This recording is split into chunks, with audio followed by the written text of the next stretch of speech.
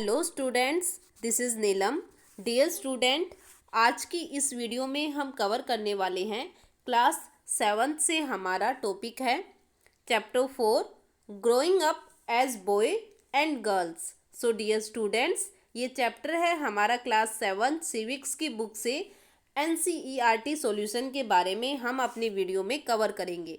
इससे पहले अपनी वीडियो के पार्ट्स में हमने इस चैप्टर को NCERT बुक के अकॉर्डिंग अच्छे से पढ़ लिया है, अच्छे से इसको समझ लिया है कि एज ए बॉय और एज ए गर्ल जब हम ग्रो करते हैं, हम बड़े होते हैं, तो हमें कौन कौन सी बातें सीखने को मिलती है, कैसा बिहेवियर हमारे साथ होता है, और बॉयज़ और जो गर्ल्स होते हैं उनमें क्या क्या डिस्क्रिमिनेशन कुछ स्टेरियोटाइप कम्युनिटीज़ आज भी करती हैं।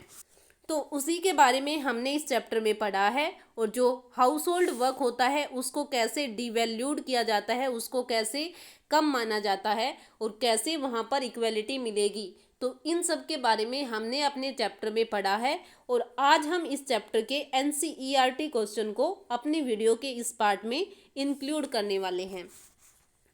तो इस वीडियो में जितने भी क्वेश्चन होंगे इन सबको आप पहले अच्छे से पढ़ोगे, समझोगे और उसके बाद फिर उनके आंसर दोगे।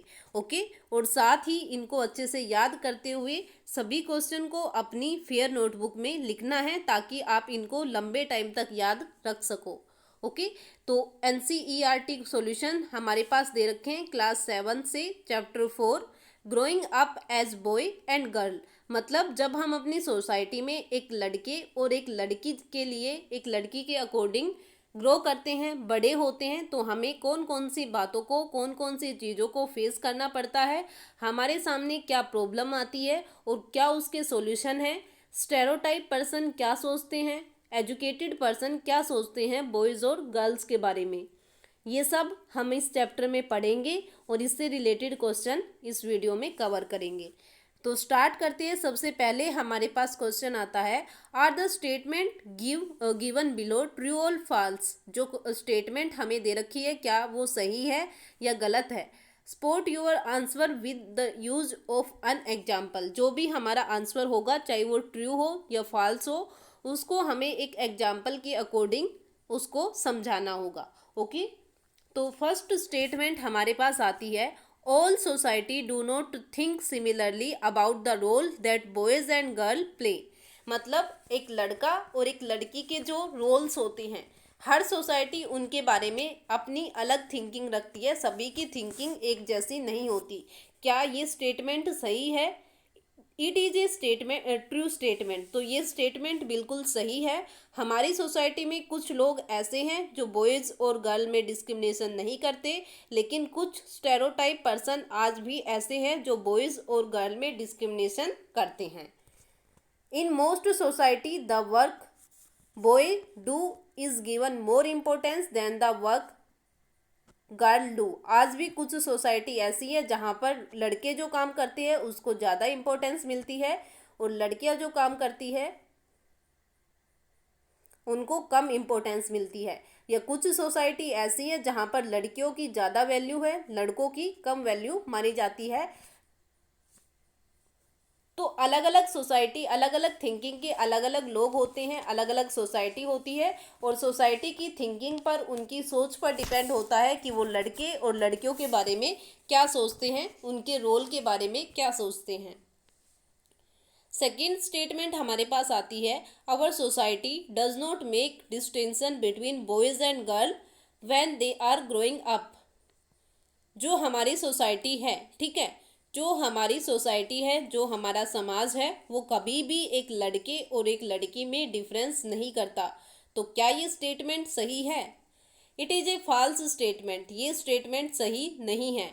अवर society make distinction between boys and girl even while they are in growing phase. हमारी जो सोसाइटी है वो बॉयज़ और गर्ल में काफ़ी ज़्यादा डिस्टिंक्शन बताती है, और वो भी उनकी बिल्कुल चाइल्ड एज, जब वो ग्रो कर रहे होते हैं, जब वो बचपन बच्चे होते हैं, उसी एज से उन्हें बता दिया जाता है कि एज ए बॉय या एज ए गर्ल आगे उनके क्या रोल होने वाले हैं।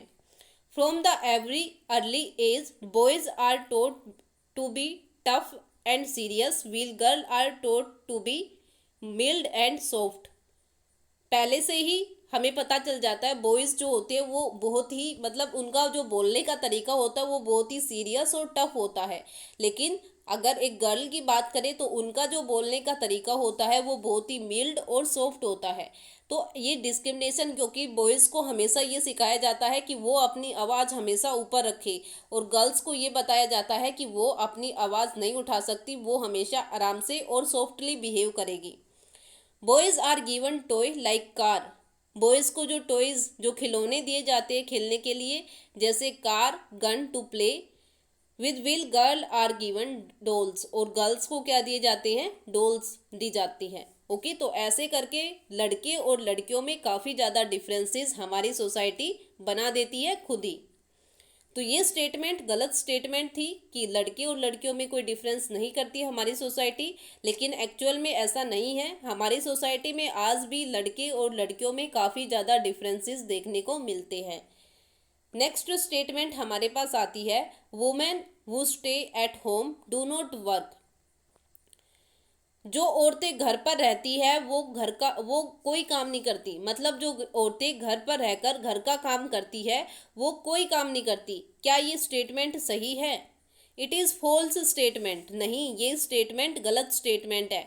वुमेन वो stay at home do a lot of household chores, मतलब जो वुमेन घर पर रहती है वो हाउस होल्ड वर्क ज़्यादा करती है। तो ये बात बोलना कि वो कोई काम नहीं करती, ये बिल्कुल गलत है, फॉल्स है। They cook food, wash cloth, sweep floor and numerous other work. वो काफ़ी ज़्यादा काम करती है, जैसे खाना बनाना, कपड़े धोना, साफ सफाई करना। ये सब काम कौन करता है? वुमेन करती है, और वो घर पर रहकर ही ये सब काम करती है। इसलिए ये बात बोलना कि जो वुमेन घर पर रहती है, जो औरतें घर पर रहती है वो काम नहीं करती, ये बिल्कुल गलत है। नेक्स्ट स्टेटमेंट हमारे पास आती है, the work that women do is less value than that of man. मतलब एक औरत जो काम करती है और एक आदमी जो काम करता है, एक वुमेन जो वर्क करती है और एक जो मैन वर्क करता है, तो मैन के वर्क को ज़्यादा वैल्यू दी जाती है और वुमेन के वर्क को कम वैल्यू दी जाती है। क्या ये स्टेटमेंट सही है? It is true statement. ये स्टेटमेंट बिल्कुल सही है कि वुमेन जो काम करती है उसको कम वैल्यू दी जाती है और मैन जो काम करती है उसको ज़्यादा वैल्यू दी जाती है। Women do a lot of work. Women काफ़ी ज़्यादा काम करती है। The main responsibility for house work and care giving task lie with women. जो सबसे मेन रिस्पॉन्सिबिलिटी मानी जाती है, घर का काम और दूसरों की केयर करना, ये सब किसके कौन करता है? वुमेन करती है। Yet the work that they do with the home is not recognise at work. और वुमेन ये काम करती भी है, वो हाउस वर्क करती है, केयर गिविंग करती है, लेकिन फिर भी उनके इस काम को काम में इंक्लूड नहीं किया जाता। लोग ये सोचते हैं कि वो घर पर फ्री रहती है, घर पर कोई काम नहीं होता। It is assumed that this is a something that come naturally to women. सब ये सोचते हैं कि ये तो नेचुरली एक वुमेन में होता है कि वो घर का काम करेगी, इसके अलावा वो कोई काम नहीं करती है। It therefore does not have to be paid for. और उसके लिए उन्हें कोई भी पेमेंट, उनके लिए कोई भी पे नहीं मिलती। This is the main reason why our society devalued women work. और यही मेन रीज़न है जिसकी वजह से हमारी सोसाइटी वुमेन वर्क को डिवैल्यू कर रही है। जो औरतें जो काम करती है उसको बहुत ही कम मानती है कि घर का जो काम होता है वो हर वुमेन करती है, इसलिए इसकी कोई वैल्यू नहीं है।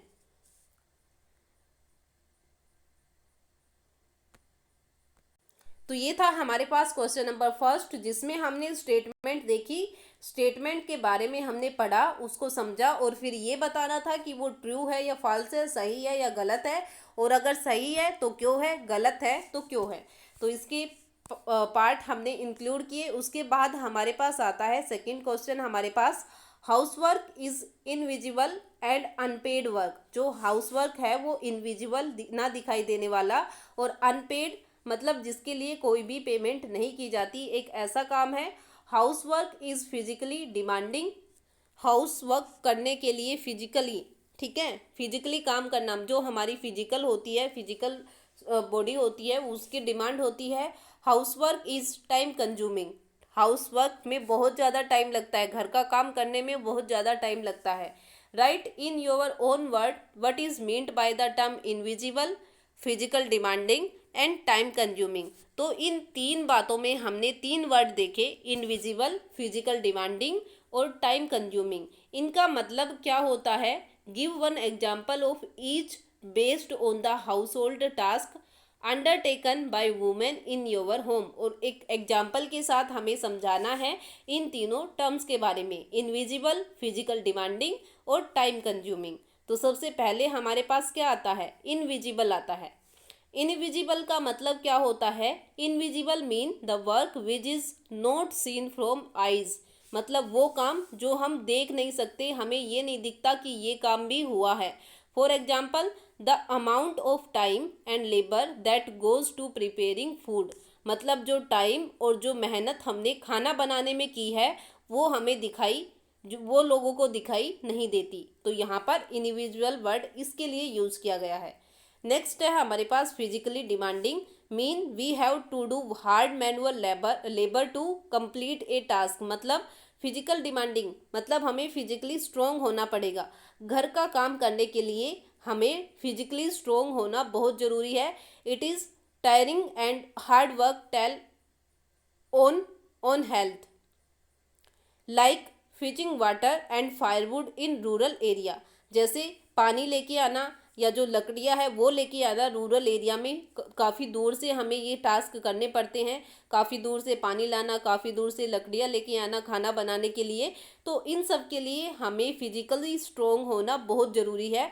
तो हाउसवर्क जो है वो फिजिकली डिमांडिंग है, मतलब वहाँ पर हमें फिजिकली स्ट्रोंग होना ज़रूरी है। नेक्स्ट हमारे पास आता है टाइम कंज्यूमिंग। टाइम कंज्यूमिंग का मतलब होता है, time consuming mean the work which need considered time to be completed. मतलब टाइम कंज्यूमिंग हाउस वर्क करने के लिए, जो घर का काम है उसको करने के लिए हमें बहुत ज़्यादा टाइम की ज़रूरत पड़ती है उसको कंप्लीट करने के लिए। ओके तो यहाँ पर हमें एग्जाम्पल दे रखे हैं, the care of house and keeping a watch on the activity of domestic help are invisible. Individual में किसके एग्जाम्पल दिए हैं कि जो हम घर की केयर करते हैं या जो डोमेस्टिक हेल्प करते हैं वो हमें दिखाई नहीं देती, इसलिए वो इनविजिबल है। Washing the cloth is physically demanding. कपड़े धोने के लिए हमें फिजिकली उसको, मतलब जो फिजिकली डिमांडिंग होती है वहाँ पर हमें काम करना पड़ता है। Cooking food and cleaning the house is time consuming. खाना बनाना और घर की साफ सफाई करना, इसमें बहुत ज़्यादा टाइम लग जाता है। ओके तो ये था हमारे पास सेकंड क्वेश्चन, जिसमें हमने देखा इनविजिबल, फिजिकल डिमांडिंग और टाइम कंज्यूमिंग का मतलब क्या होता है, और वो भी एग्जाम्पल के साथ। उसके बाद हमारे पास क्वेश्चन नंबर थर्ड आता है, make a list of toys end game that boys typically play and another for girls. मतलब हमें एक लिस्ट बनानी है टॉयज और गेम्स की जो बॉयज़ और गर्ल्स के लिए अलग अलग है। If there is a difference between the two list, can you think of some reason why this is so। उस लिस्ट के बाद हमें ये देखना है कि उनमें क्या क्या डिफरेंसेस हैं और वो डिफरेंसेस के रीज़न क्या है। Does this have any relationship to the role children have to play as adult. क्या इनका कोई रिलेशन है कि जो हम बचपन में इन गेम्स के साथ, इन टॉयज़ के साथ खेलते हैं, तो हमारी अडल्ट लाइफ जब हम बड़े होंगे तो भी ये चीज़ हमें अफेक्ट करेगी। तो क्या इस चीज़ में कोई रिलेशनशिप है? तो ये क्वेश्चन है हमारे पास और इसका आंसर हमें देखना है। आंसर में हमारे पास आता है list of toys end game that boy played with. Boys के लिए जो गेम और टॉयज़ है वो क्या क्या है, जैसे कार हो गई, gun, sword, buses, railway train और लॉइंस। ओके ये तो हो गए टॉयज़। और गेम क्या क्या है, क्रिकेट, कबड्डी, हॉकी, फुटबॉल। ये कौन क्या है, ये सभी गेम्स है। ओके तो टॉयज़ और गेम्स हमने वो देखे जो एक बॉय, एक लड़का जिनके साथ खेलता है, जिनको यूज़ करता है। अब हम गर्ल्स के बारे में देखते हैं कि गर्ल्स के लिए कौन कौन से टॉयज़ होते हैं और कौन कौन से गेम होते हैं। तो सबसे पहले हमारे पास आता है कुकिंग डॉल, ठीक है। उसके बाद कुकिंग आइटम, ये तो टॉयज़ होते हैं गर्ल्स के लिए जिससे लड़कियां खेलती हैं। गेम्स क्या क्या होते हैं, badminton, table tennis, hide and seek etcetera. और ये सब ये 3 गेम होते हैं जिनमें मोस्टली गर्ल्स इनको खेलती है। तो इन गेम से, इन टॉयज से हमें क्या पता चलता है? That there is a difference between the toys with which boys play and the toys with which girl play. मतलब एक लड़का जिन टॉयज और गेम्स के साथ खेलता है और एक लड़की जिन टॉयज और गेम्स के साथ खेलती है, उनमें काफ़ी ज़्यादा डिफरेंसेस है।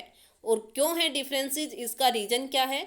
The reason behind this is that our society make clear distinction between boys and girl. और इसका रीज़न ये है क्योंकि हमारी सोसाइटी एक क्लियर डिस्टिंक्शन बनाकर रखती है बॉयज़ और गर्ल में। एक लड़के और लड़की में वो हमेशा कोई ना कोई डिस्टिंक्शन बनाकर रखती है। Boys are expected to do work which highlight their manly features. Boys से ये एक्सपेक्ट किया जाता है कि वो अपने अंदर जो उनके मेन फीचर है उनको हाईलाइट करते हुए काम करेंगे। और गर्ल्स जो है उनसे ये एक्सपेक्ट किया जाता है कि वो लिमिट में रहकर काम करेगी। ओके, तो ये सब टॉयज़ और ये सब गेम हमें जो बॉयज़ और गर्ल्स हैं उनको बताते हैं कि उनकी आने वाला फ्यूचर, उनका जो रोल होने वाला है एज ए अडल्ट, तो वो क्या क्या होगा। एज ए बॉयज़ उन्हें कौन सी प्रॉब्लम, उनके साथ कैसा बिहेव होगा, और एज ए गर्ल उनके साथ कौन सी प्रॉब्लम होगी और कैसा बिहेव होगा। तो ये सब टॉयज़ और गेम्स से थोड़ा बहुत हिंट हमें मिल जाता है कि आज भी हमारी सोसाइटी में गर्ल्स और बॉयज़ के साथ डिस्क्रिमिनेशन होता है, उनको डिस्क्रिमिनेट किया जाता है। बॉयज़ को हमेशा ज़्यादा इम्पोर्टेंस दी जाती है और गर्ल्स को कम इम्पोर्टेंस दी जाती है। उसके बाद हमारे पास आता है question number 4। If you have someone working as a domestic help in your house or locality, talk to her and find out a little bit more about her life. अगर आपके आसपास या आपके घर में कोई डोमेस्टिक हेल्पर है, कोई ऐसा पर्सन है जो घर का काम करता है, तो उससे मिले और उसकी लाइफ के बारे में कुछ बातें जाने। कौन कौन सी बातें? वो आर हर फैमिली मेम्बर, उसके फैमिली मेम्बर कौन कौन है। वेयर इज़ हर होम, उसका घर कहाँ पर है। How many hour does she work, वो कितने घंटे काम करती है। How much does she get paid, उसको कितने रुपए मिलते हैं। और ये सब डिटेल आपको लिखनी है। तो यहाँ पर आंसर देखो, yes a domestic helper, Sujata is a domestic help. She work as our neighbour house, तो सुजाता एक डोमेस्टिक हेल्पर है जो हमारे पड़ोस के घर में काम करती है। 2 son 1 daughter, her husband and herself are the family member, उसकी फैमिली में कौन कौन है? 2 बेटे, 1 बेटी, उसके हस्बैंड और वो खुद अपनी फैमिली में इंक्लूड है। Her family is in Rajiv camp in Jhilmil colony Delhi, वो कहाँ पर रहती है? एक कैंप है राजीव कैंप झिलमिल कॉलोनी दिल्ली में, वहाँ पर उसका घर है और वो वहीं पे रहती है। सी वर्क फॉर 10 आवर कंटिन्यूसली, वो लगातार 10 घंटे काम करती है। और सी पेड ₹1500 पर मंथ, और पर मंथ उसे 1500 रुपये 1500 रुपीज़ मिलते हैं।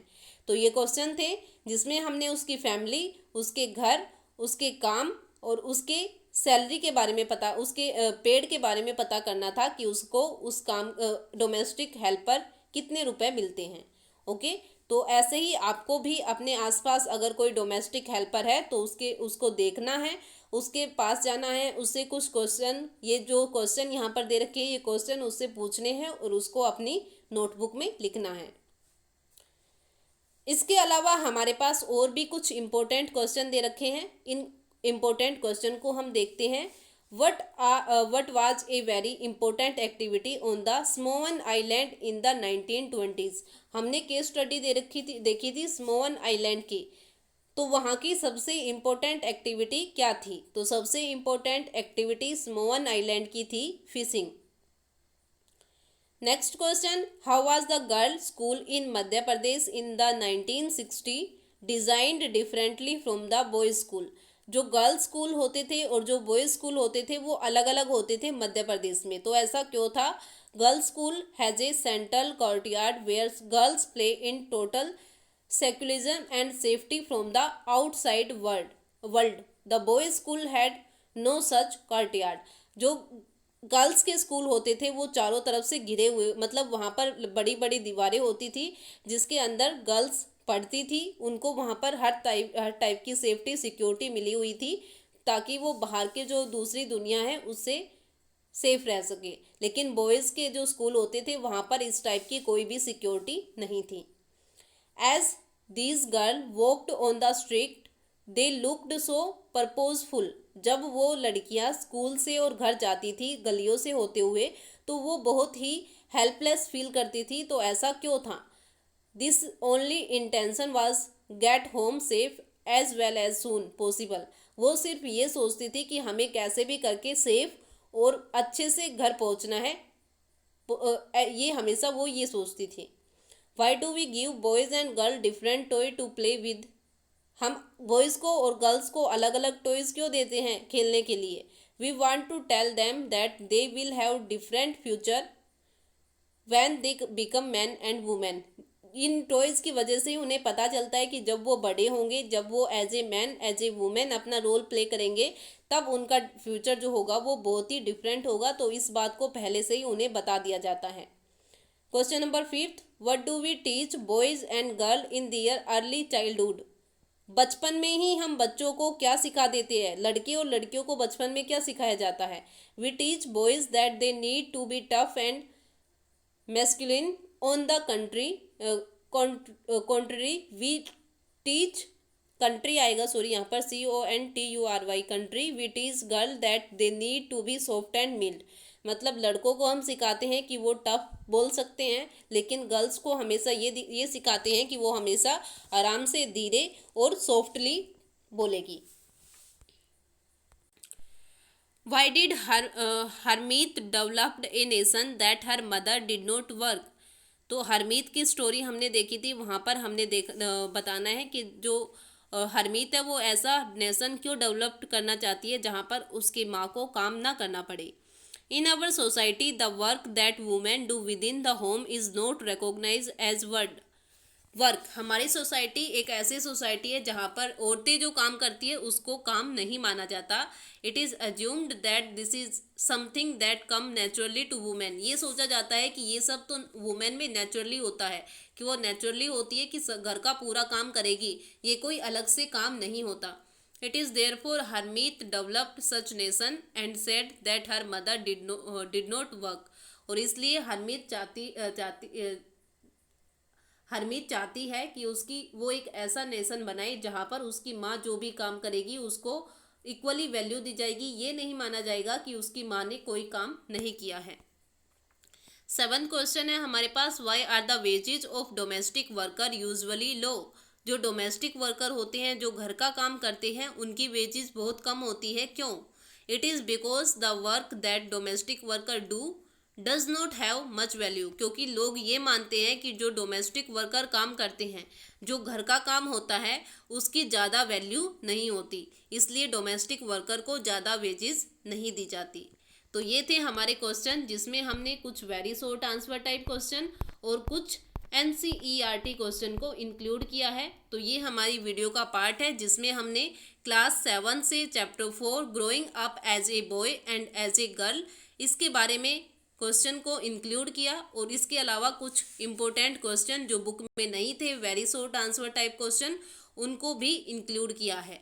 तो इस वीडियो में जो पार्ट हमने कवर किया है, आई होप वो आपको अच्छे से समझ आया होगा। जो भी क्वेश्चन हमने इसमें पढ़े हैं, जो भी क्वेश्चन हमने देखे, जिन क्वेश्चन के आंसर हमने फाइंड आउट किए हैं, तो वो सभी आपको समझ आ गए होंगे। इनको अच्छे से समझना है, अच्छे से पढ़ना है और उसके बाद याद करते हुए अपनी फेयर नोटबुक में इनको लिखना है। ओके, अगर कोई भी प्रॉब्लम होती है तो वो आप डिस्कस मेरे साथ कर सकते हो। Thank you.